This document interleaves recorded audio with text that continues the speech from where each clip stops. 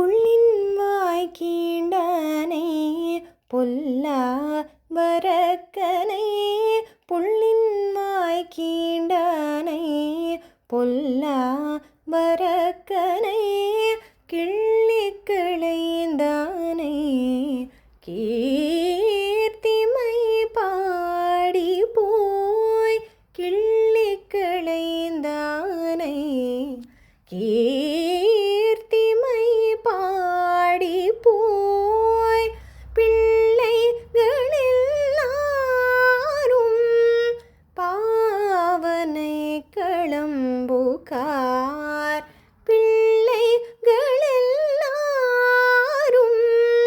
பாவனை களம்புகார் வெள்ளி எள்ளுந்து வியாழம் உறங்கிட்டு புள்ளும் சீலும் வீணகார் போதறி கண்ணினாய் குள்ள குளிர குடைந்து நீராடாதே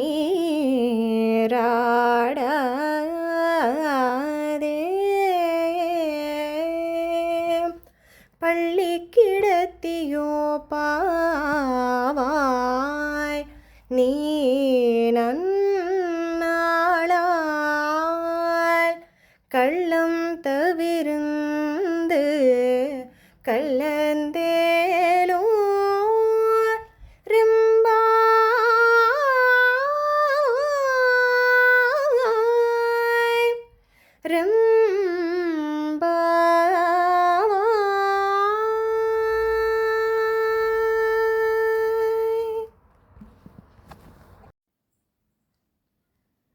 పక్షి శరీరమున ఆవేశించిన బకాసురుని నోరు చీల్చి తన్ను కాపాడుకొని మనను కాపాడిన శ్రీకృష్ణుని దుష్టరాక్షసుడగు రావణుని 10 తలలను హేలగా చిగుళ్ళు త్రుంపినట్లు త్రుంపి పారవేసిన శ్రీరాముని గానము చేయుచూ పోయి మన తోడి పిల్లలు అందరూ వ్రతక్షేత్రమును చేరినారు.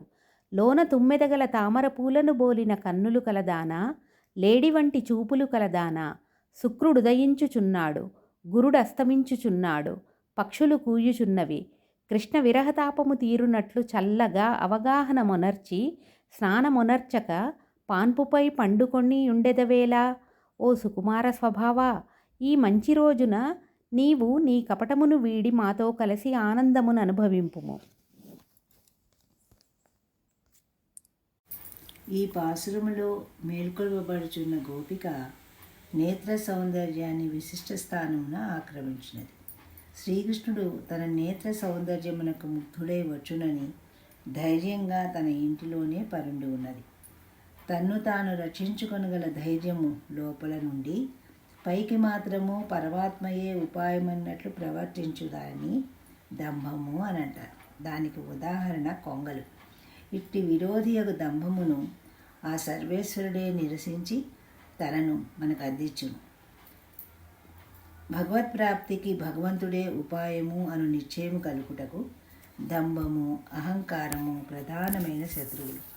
ఈ రెంటినీ తొలగించి తానే ఉపాయమని మనకు విశ్వాసమును అతడు కలిగించును. ఇట్లి బకాసుర వృత్తాంతమును ముందుగా పాడరు. పేరు చెప్పక దుష్టుడు అని ఆ రాక్షసుని చెప్పుతూ అలాంటి రాక్షసుని గిల్లి పారవేసిన వారిని కీర్తించుతున్నారు. ఆ రాక్షసుడు ఎవరో కాదు, రావణుడు. అహంకారంతో భగవంతుని నిరసించి చేసినటువంటి వాడు. భగవన్నామ సంకీర్తనమే దారిభత్యముగా ఉపయోగపడును. కీర్తిని పాడుకొనుచు గోపికలందరూ ముందునకు సాగుతున్నారు. లోపల గోపికను లెమ్మని కోరగా తెల్లవారుటకు గుర్తు ఏదైనా ఉన్నచో చెప్పుడు అని లోపల గోపిక అడిగాను. పక్షుల ధ్వని చేయుచున్నవని చెప్పిరి. కానీ ఆమె వీరి మాటలు నమ్మలేదు. ఆమె అట్లు పరుండటకు ఆమె నేత్ర సౌందర్యమే కారణం అని ఎరింగినటువంటి గోపికలు ఆమె నేత్ర సౌందర్యమును ప్రశంసించుతున్నారు. లేడి కన్నుల వంటి నేత్రాలు ఆమెవి. అవి ఇటూ నటూ చెరించుచుండును. పరిపూర్ణమగు భగవద్ అనుభవము కలిగినటువంటి వారు ప్రేమ అధికమగుట చేత ఆ భగవదనుభవము ఎక్కడ దూరమవుతుందో, ఏమి ప్రమాదము వాటిల్లునో అని బెంగతో బెదురుగా చూచుటనే జ్ఞానమే లేడి. ఆ చూపును పోలిన కన్నులు కలది ఈనాటి గోపిక. సత్వగుణము ఆవిర్భవించు కాలము భగవదనుభవయోగ్యము ఆగగలదు. అదే మంచి రోజులు. భగవదనుభవాన్ని మాతో వచ్చి అనుభవింపుము. నీ ఆనంద పరిపూర్ణమగు శరీరమును మాకు చూపి మాతో కలిసి కృష్ణుణ్ణి అనుభవించు. ఇదియే నీకు తగిన ధర్మము, లేచిరా తల్లి అని ప్రార్థిస్తున్నారు. వారి మాటలు విని లోపలనున్న గోపిక బయటికి వచ్చిన. ఈనాటి పాసురం 13వ పాసురం.